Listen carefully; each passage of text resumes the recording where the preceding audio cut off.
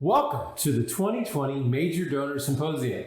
In this breakout session entitled How to Cultivate Donors in a Virtual World, two of our amazing consultants, Amy Eldredge and Chad Borgestad, will guide you through a more strategic and relational approach to raising the funds that are critical to fulfilling your mission. As you listen to the content, feel free to engage with the Q&A feature, where our team members will be standing by to address your questions. Q&A will be available during the session today and for 15 minutes afterwards. For additional resources, including a copy of the slides from this presentation, please return to the breakout session event page after the session to download these resources. This breakout session and the others offered today will be available on demand beginning tomorrow. As we get started, let's kick off our time together by letting everyone know where you're joining from and the organization you're connected with by typing it in the chat feature now. Enjoy.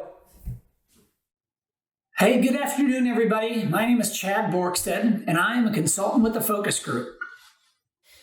And my name is Amy Eldredge, a senior consultant with the Focus Group, and we want to welcome you to How to Cultivate Donors in a Virtual World. By now, we are about a year into COVID, and we've had to rethink much of what we do relationally with our partners. There might be people that are uncomfortable meeting face-to-face, and coffees and lunches have been rescheduled or postponed, and traveling may have come to a complete halt, or at least it's only happening on a limited basis. Many of you are tuning in virtually today because of COVID-19, and we want you to know this. We completely understand the nature of the times that we're in. Know this, Amy and I, we're so grateful that you could join us for this virtual Zoom symposium conference. But we're also just as grateful for those of you who are live here today, here with us in St. Augustine, Florida. In fact, this symposium is a reminder that even in this virtual world, there are ways to connect with people. I believe all of us would agree that if COVID has done nothing else, at least it's reminded us of the value of relationships. We are made and designed to be in relationship with others. As many of you know and might be familiar with when it comes to the Focus Group, one of our guiding principles for raising funds in whatever organization you work for or what cause you serve is that it has to be relational. It's all about relationships. So the biggest question is this: how in the world do we do that well in a virtual world? So what Chad and I would like to share with you are some practical ways and some practices that we've seen really work well in this new environment. They're a great reminder that the key principles that we talk about are still true and still work even in a virtual world. So let's talk about some strategies for cultivating our partners in a virtual world.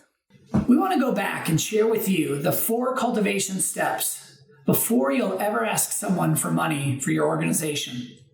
Let me remind you that some of these steps are going to happen maybe once, twice, or possibly even 3 times before you take the next step.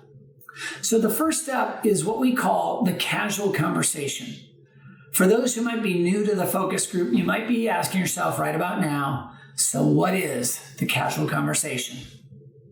The casual conversation may be the first step in meeting a donor for the very first time, or it could be a current donor that you're introducing casually to your current campaign, whether it's annual or a capital one that you're in. The step here is to build and cultivate authentic relationships with your donors or potential donors. There always has to be some connecting point. And usually it's a grandparent of a kid, a previous donor that's lapsed, a parent or board member that knows the person that you want to reach out to. Someone needs to be there to even get the meeting. So how in the world do you have a casual conversation with someone you don't know well, but you can't connect with them in person? We're no longer bumping into people in church or the grocery store. And if you are, you're like me, trying to figure out who that person is behind the mask. And you're too afraid to say something in case it's not the person that you think they are. And at church, there's really not much social gathering going on before or after. Even if your church is having church, it's usually in and out. And so what do you do to create opportunities today for that casual conversation?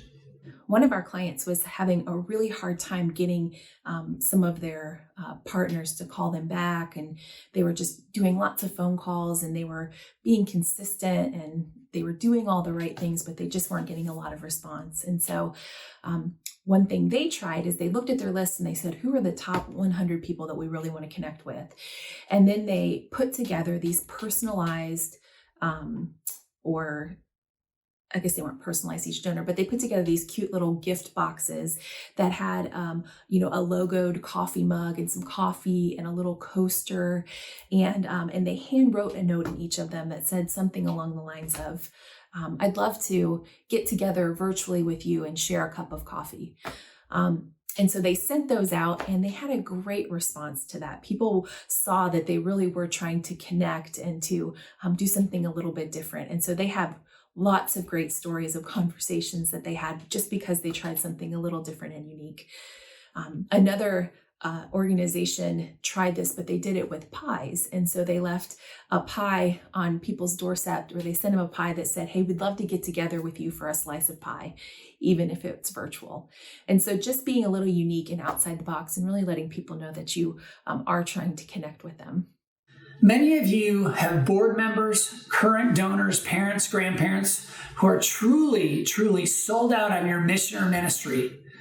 They would do anything for you. And you know what? This is a great opportunity to grow what we would often call your TDS team. That is your Taking Donors Seriously team. You could give it a different name, but that's often what we call them. Some of you might be in a capital campaign. This would likely be your Executive Campaign Committee, or ECC. These are people who are willing to set up a phone call, a Zoom call, or possibly a visit in person to introduce you to their friend or relative or coworker. They'll take the meeting because of the relationship that they have with the other person. So set a goal with your TDS team to be achievable. Ask them if they would be willing to set up a meeting this month or next with just one or two people that they think would have an interest in your organization, mission, or ministry. This is a chance for you to get to know this donor prospect. Find out what interests they have. Learn about what they love to support. And know this meeting, it's all about you listening twice as much as you share. One other idea is that during this season of COVID that we find ourselves in, this is a fantastic time to check in with your donors. Call up your donors and simply say this, hey, I'm just calling to see how you and your family are doing, and then just listen. 9 out of 10 times, they'll eventually say, hey, enough about me, how are you doing, or how's the ministry going? That's when you would thank them for asking and share with them 1 or 2 highlights or God moments, and then conclude them with thanking them for their support. And if you get a voicemail or get their voice recorder, leave them a message and tell them, hey, I'm just calling to check in to see how you're doing. Would love to connect up with you. A lot of times we think people don't go back and listen to those. Many people do.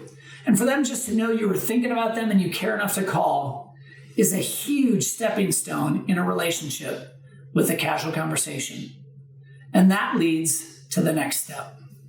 So the second step in cultivating your partners is what we call the tour, or it's said differently. This is really just an opportunity for people to more deeply engage with what you're doing in your mission or your ministry, a chance for them to kind of see what you're doing live and in person.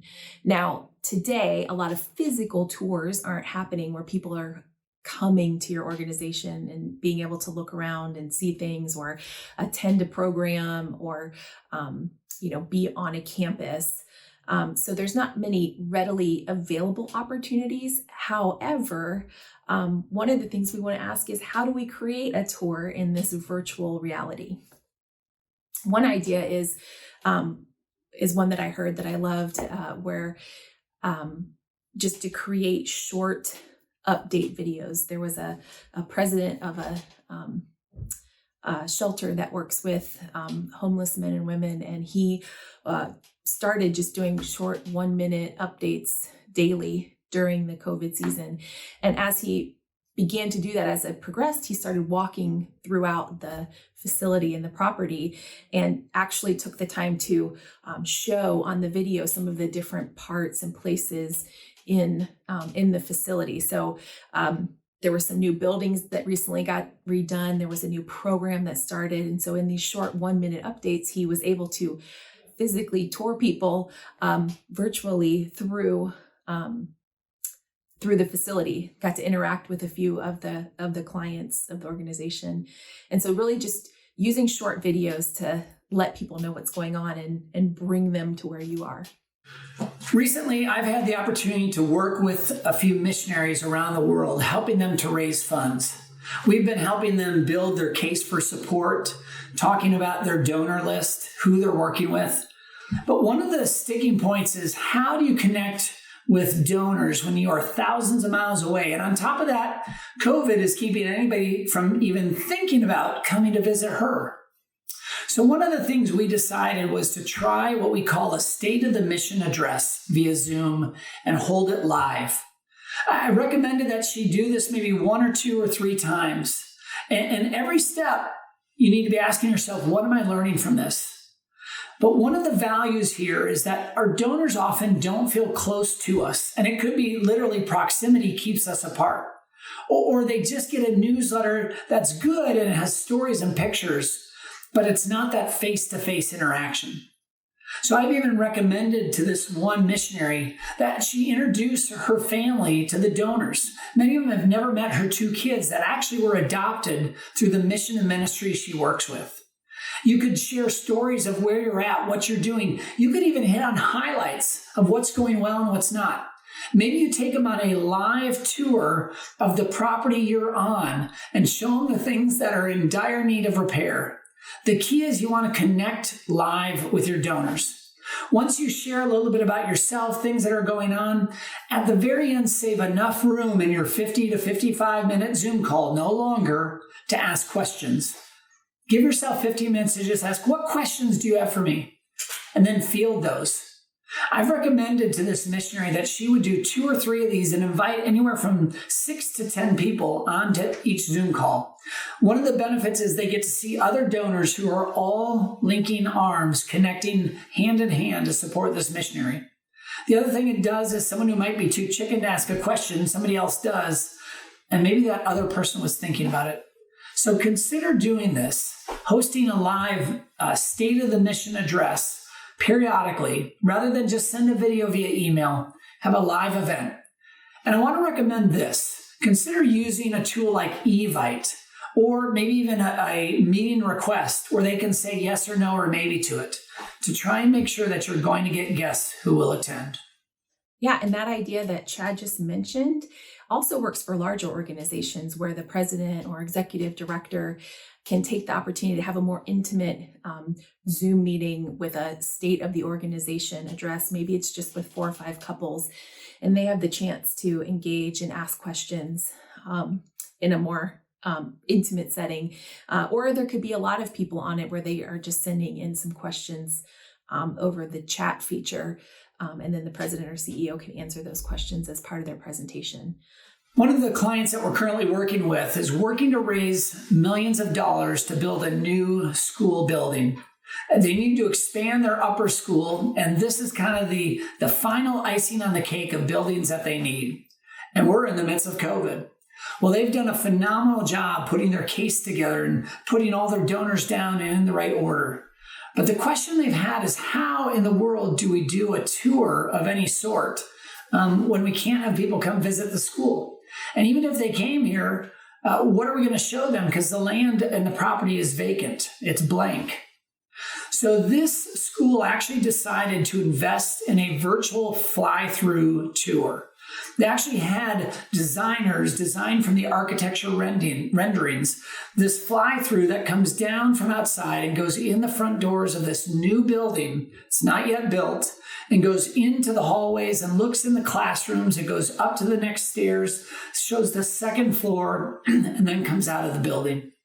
This has been an incredible tool for this ministry to share with donors. Their feedback has been phenomenal.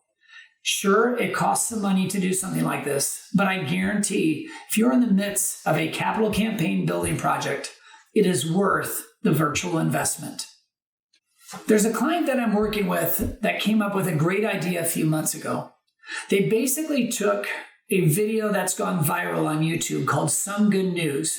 It's been put out by John Krasinski. For those of you who are Office fans, Jim from The Office, that's John Krasinski. Well, he's done an amazing job putting this video out during COVID that truly is this. It's sharing some good news. Well, it was the neatest thing to see this lower school. I think it's about a third or fourth grader, maybe fifth grader at this school that I work with, do a version of Some Good News. And it really was fantastic. It was shot with an iPhone, but this kid has so much character and so much life and so much pizzazz. He is the right kid for this role. And he talks about the highlights of the school, what's going on, sporting events happening, how good the volleyball team did. And he also then shared about a teacher that was highlighted, 15 years serving at the school. And they interviewed kids from kids that are in elementary school in her class right now to teenagers that had her 15 years ago. It was so fun to hear the highlights of this teacher that has given her life for this school. And then they had some fun talking about the weather, and they checked in with a teacher who was standing outside, and he looked around and he's like, looks clear today. What I love about this video was it was just a fun, creative way to highlight the many things going on at the school. So consider stepping out of the norm of regular videos and regular things you do. Get creative. This video, again, that they put together for their school, they sent out to donors, they sent it to parents, they sent it to grandparents. They've had such good feedback, and I've seen the video myself that I've recommended. You need to do this on a regular basis, especially during this year. And so they're getting ready to roll out another version of this. And I encourage them, keep it raw. There's something about it that just draws you in to the rawness of it. So again, don't be afraid to think outside the box. The third step in the donor cultivation process is presenting the case for support. This is going to be the same whether it's an annual campaign or a capital campaign. In a normal world, we always recommend that you present the case for support with a person or a couple in a setting that has as few distractions as possible. We would recommend that a vacation home is the most ideal setting because it's the place where donors are going to be the most relaxed. Or maybe it's their own home. Whatever the place you're in, it needs to have as few distractions as possible. We would not recommend a person's office or a loud restaurant or a coffee shop. And we usually would recommend that when you're with someone presenting the case, you have one copy that you share between the two of you so that you can control the situation with the case statement so that your donor doesn't start flipping randomly through the pages. Well, today, several of the ways that we would share the case in person have changed because of COVID. But we are relational, and so know this. If a donor is willing and comfortable to meet face-to-face, and you too are comfortable doing the same in a socially distant manner, that is still the very best practice. But when you call up or you reach out to that donor to set up the meeting, you need to always ask the donor what are they most comfortable with or what would they prefer.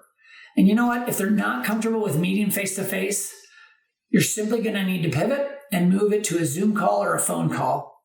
Ideally, we would say Zoom is best, but be in the space or place where the donor's most comfortable.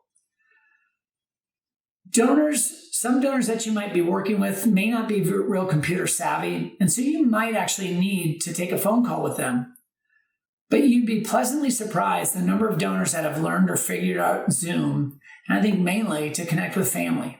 In fact, this could be a great opportunity to engage a donor's family or their children by enlisting their help to set up their less techie parents or family members. You could actually invite the child or the family member to participate in the update Zoom, and it would not only engage their parents or family members, but now you're engaging their children as well. It could be a huge win. Once you have the Zoom meeting set, you want to make sure you have your case in a format that you can easily share with your donor. You may want to consider mailing or dropping off a physical case statement to their house prior to your meeting so that as you go through it, they have it right in front of them. It's easily accessible. We had a client actually that recently sent over care packages for their case presentation meeting with a "do not open until our meeting" sticker on the box. So in the box, they had the case statement, and then they also included some goodies. I think, again, a mug and maybe some tea, so that, they have tea during the conversation. If your donors are comfortable enough with the computer, then you might want to consider using a tool like FlipSnack, which will actually present your case just as you're turning pages on the screen. But whichever form you use, just make sure that you practice ahead of time and that you are comfortable using it. You're comfortable sharing your screen. You've done it before, so this isn't the first time that you've tried to do it, and you're not fumbling through the presentation with your case statement. You're comfortable using it. Once it comes time for the call and you are on the meeting with your donor, the first thing that we would recommend you doing is just to confirm that they have the amount of time that you scheduled. So if you scheduled for an hour, just confirm with them that they still have an hour available. And then, as a way of getting started, make sure that you take a lot of time to have small talk with your partner across the screen. Be relational, talk about their life, their family, their business, how they're doing, even for up to half of your meeting time. You want to make sure that even though this is a virtual meeting, that you do spend some time being as relational as possible. Then when you move into presenting the case, if you have mailed them a case statement, then you want to let them open the box or refer to it. Or if you are going to put the case statement in a FlipSnack type tool on your computer, you can let them know that you will send them a physical copy after your meeting. You also want to let them know that you're not going to go through page by page, but you're going to hit some of the highlights so that they can have a chance later to look back through it in more detail if they desire. You might be thinking to yourself, well, why wouldn't I just email them a PDF of my case statement? I'm glad you asked. We actually wouldn't recommend doing that. And there are a couple reasons. The first is the case statement is really meant for you to present it to them, to answer questions, to expound on some of the things that are in there. And so we really want you to have the opportunity to do that, to present it to them. And then we also want you to have the opportunity to do that with others. So if your case statement starts getting mailed out electronically, it's really easy for people to share, and then it can just kind of get shared, but it doesn't have the benefit of you being able to come alongside and really present it and talk with people about it. So physical case statement, or share it on your screen and then send them a case statement, is a really good way to go.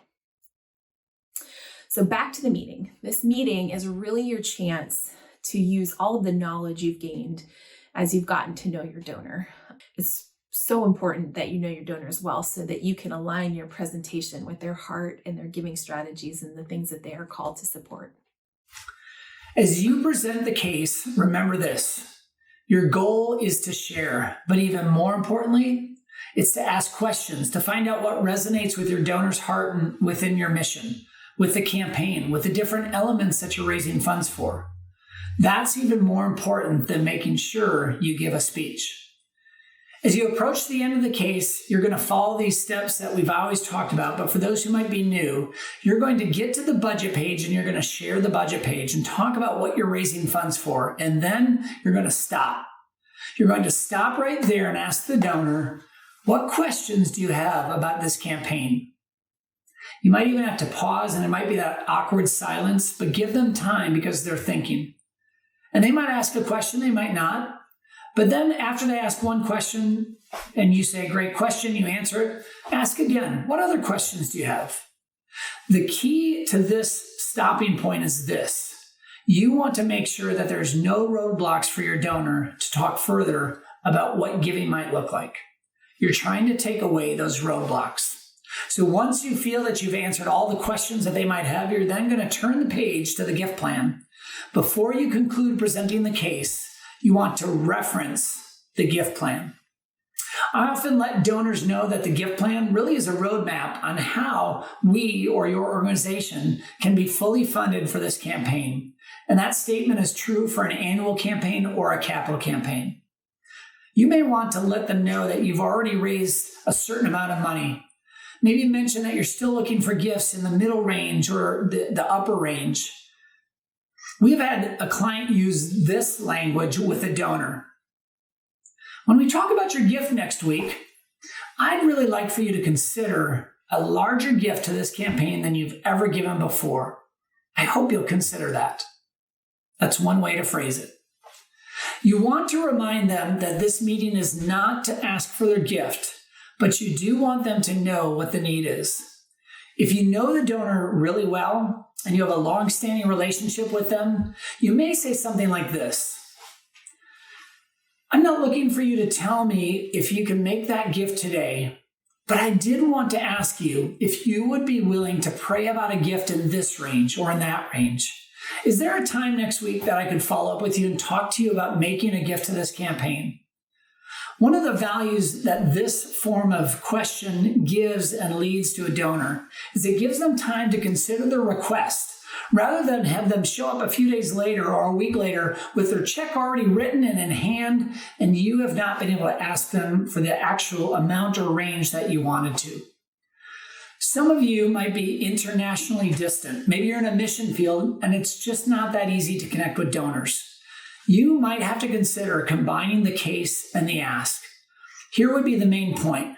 Whatever the meeting is about, whether it's international or here stateside, whatever it's about, you want to state very clearly when you set the meeting up why you want to meet with them. For example, if you want to combine the case presentation and the ask, or if you need to, then when you set up the meeting, you want to say, hey, I'd love to share with you next week our vision for support and also talk to you about your financial partnership within our ministry and mission. Would you be open to grabbing some time next week? The key here is to be clear. So what does the ask look like in a virtual world? Well, likely it will be via phone or Zoom, especially if the donor isn't comfortable with meeting in person. So you want to make sure that you have your budget or your financial need page and your gift plan pages ready to share on your screen. If you've mailed the case statement ahead of time to the donor, then you can tell them which page it's on and they can refer to it. So that after you connect relationally on the call, you want to remind them of the purpose of the meeting. If you set the meeting up clearly, which we hope you did, it'll be easy. So you'll say something along the lines of, now you'll remember when I asked you to meet that I wanted to talk with you about your financial partnership with our organization for this campaign or for our annual fund.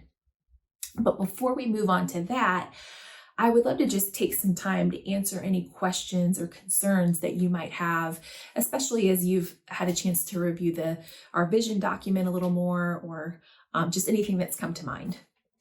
And then stop and wait and answer all of their questions, address any concerns they have. You're really just taking this opportunity to remove any roadblocks before you move on to invite them to partner with you. So once you've answered any questions they have, you'll want to show them, remind them of the total goal for the project, for the annual fund, for your campaign. So that'll be the financial need or the budget page. And then you'll want to draw their attention to the gift plan page. Now, this is where you should have done your homework and prepared well for the ask part. And so you'll use the gift plan in the ask. So you want to show them the gift plan, and then you can ask them, would you consider a gift somewhere in this middle tier? Or would you consider a gift somewhere between $25,000 and $50,000? Or would you consider being our lead gift of $1 million?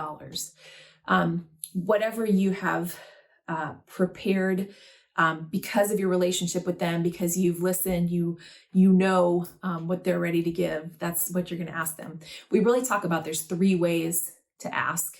The one is to ask for a specific amount. The other is to ask in a range, somewhere between $25,000 and $50,000 over 3 years, or would you consider giving between $100 and $200 a month? And then the last is to leave the door wide open, to just kind of show them what you need and then let them respond. So asking for a specific amount, we'd really recommend about 10% of the time. And this is actually with people that you don't know as well, or you have, or it might be their first time giving to your organization. So it's a smaller entry level gift. And then another 10% of the time, we would recommend that leave the door wide open. And this is with people who you know really well, who over and over again have proven themselves generous. If you ask them for an amount, it would probably limit what they would give. And then most of the time, we would recommend that you ask people in a range. So as I mentioned earlier, would you consider somewhere in this middle range, or would you consider a gift somewhere between $5,000 and $10,000? So it gives them an opportunity to think about, to pray about, to respond, but it also gives you the opportunity to let them know what you're hoping or you're thinking that they would give. This kind of illustrates one of our principles that people give when they're asked and shown how. And so this is really your opportunity to formally ask them and invite them to participate with you. But you're also showing them how, or showing them how their gift fits into the overall plan. So they'll get to see on that gift plan, oh, I could be one of 10 people to give at $50,000, or, oh, I could be one of the 5 people they need to give $250 a month. So it really shows them how their gift will matter and help you to reach your goal. As I said, when you set up the meeting for the ask, you want to be clear on why you're getting together. Hey, I'd like to meet with you next week to talk to you about your gift to our school, to our mission, to our ministry.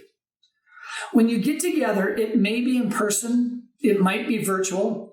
You may need to have the case statement on hand or ask them to reference the budget page and the gift plan. Recently, we had a client that had a Zoom call with a gentleman and his wife to ask them for the largest gift to their campaign.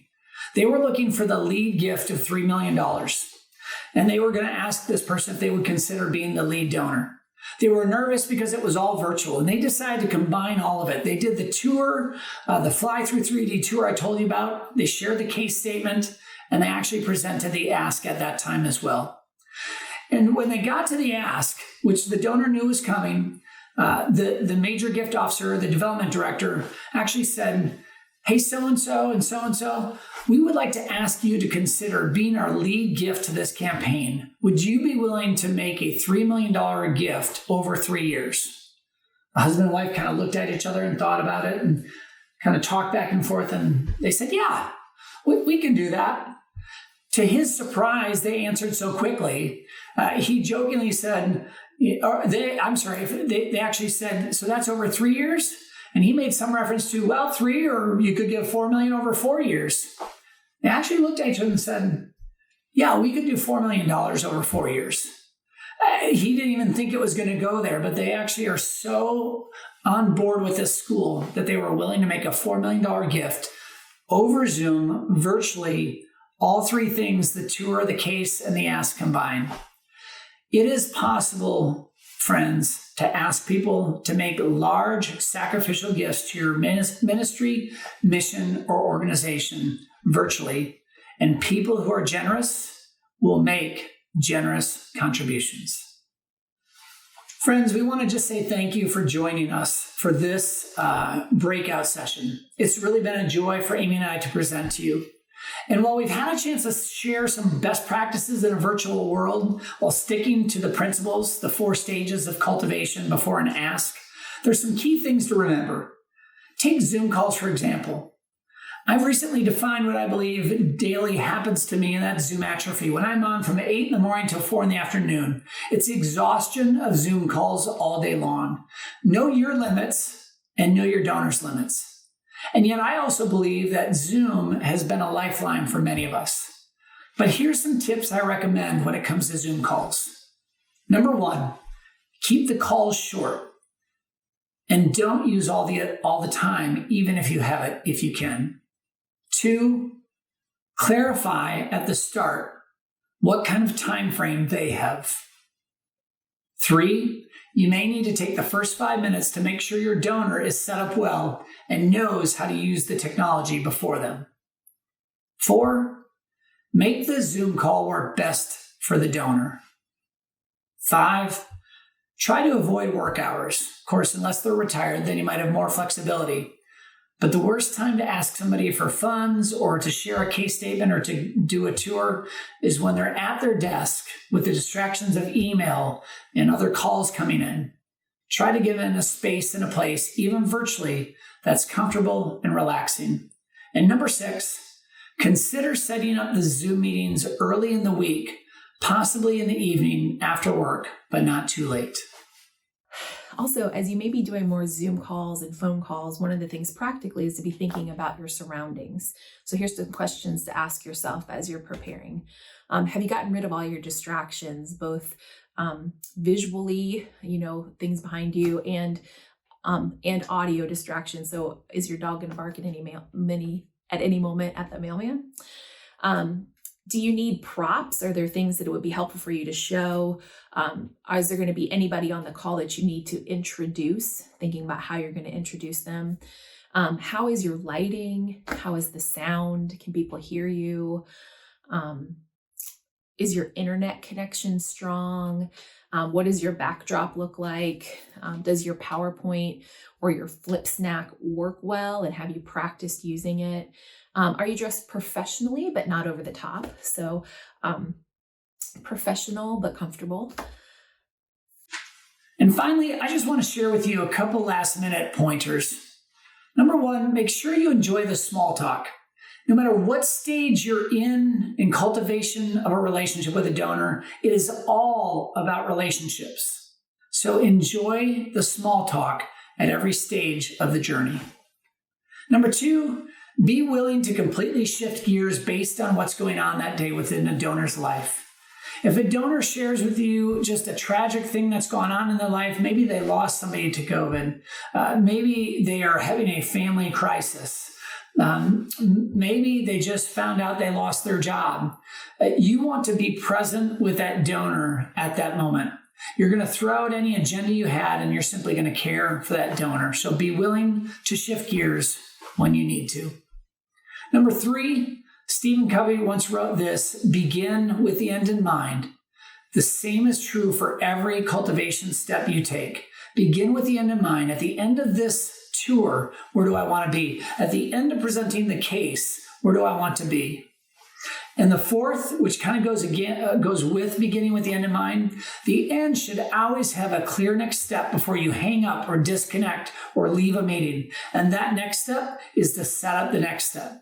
So if you share the case statement and you need to set up a meeting to talk to them about their gift, you would then say, hey, I'd like to get together next week with you sometime, or call you next week and talk to you about your gift. What would be a good day and time to reach out to you? Clarify the next step. And most importantly, don't forget to thank them for their time and connection with you. And finally, as we wrap up this portion of our breakout session, I want to remind you that even though we find ourselves in this virtual space, maybe a lot more than we had hoped, there's still a lot of great opportunities with your partners.